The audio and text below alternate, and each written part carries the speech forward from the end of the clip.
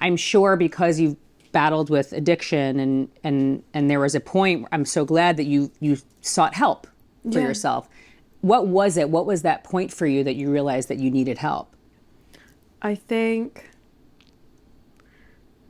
I think rock bottoms look different for everyone, but I think getting to a point where my friends were dying, like people were just like someone literally like they luckily got resuscitated but like died in front of my eyes. And then I had another friend pass away, and just being at her memorial and engaging in the things that like killed her, like at her own memorial, just hitting those lows where you just think it gets to a point where you're just like, this will never get better, like this is never going to get better.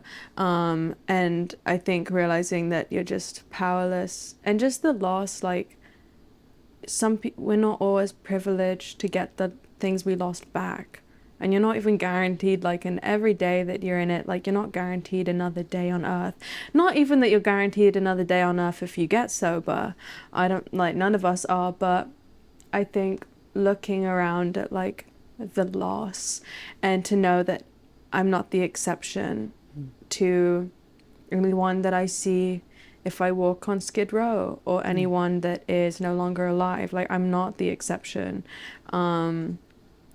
And at that point, like, I had been in like an active addiction since I was like 14. You know, I started going out to like clubs when I was 14, you know, and then I started a career at 16. So by the time all of this was happening, I just thought like, this is, you know, I've had my fun, you know, it was not even a life anymore. So it didn't really feel like an option, because it's just like, you know, and every time it gets like that, you just look around and you're like, what do I have left?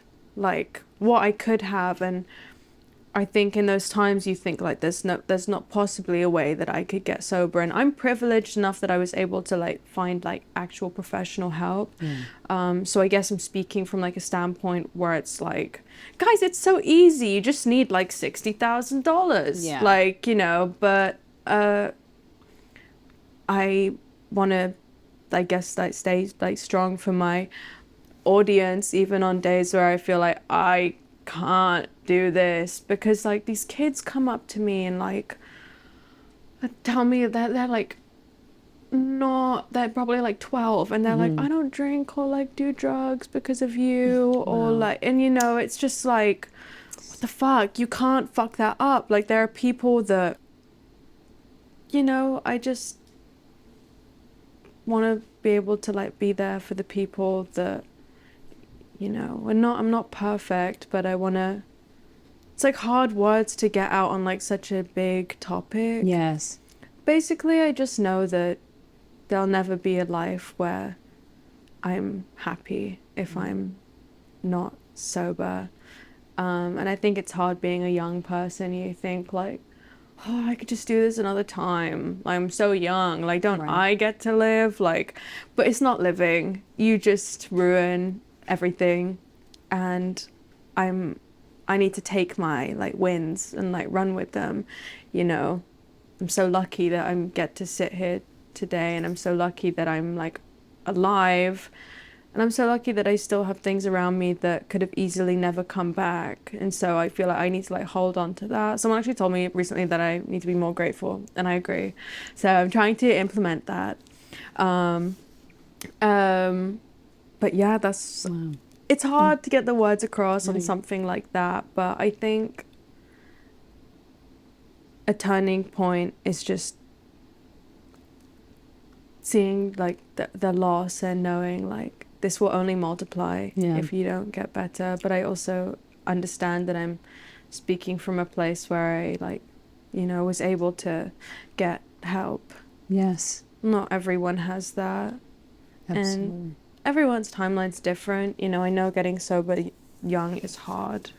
But And when I first got clean and I was like 19, and people used to tell me, like, I used to go to like the meetings, people used to go, "You're so lucky for getting like sober so young." I used to think, I'm not lucky. Like, Right. I should be like living my life. Like, I never got like a adolescence. But like now I look back and I'm like, no, you are so lucky, because I've got friends the same age as me that like won't get to turn any older.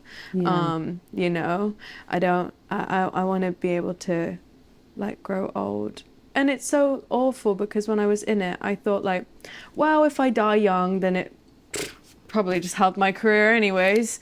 You know, I thought, well, You mentioned that on Best Junkie You Adore. There's that lyric. It's I've like rewound it because it says, if you want to be great, you can die at 28. 27's on the nose, so go strike your forever pose. Wow. I guess, yeah, I just thought there was a time where I was like, oh, things are not looking good for me. Well, I guess worst comes to worst, I die.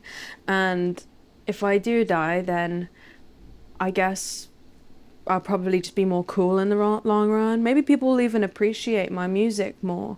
Maybe I'll become like a prodigy and get some cool graffiti somewhere in London. You know, how, you know, no. These people that died were not cool because they're dead. They're cool Right. because they're just super cool and they work to be cool. They just happen to die. Yeah.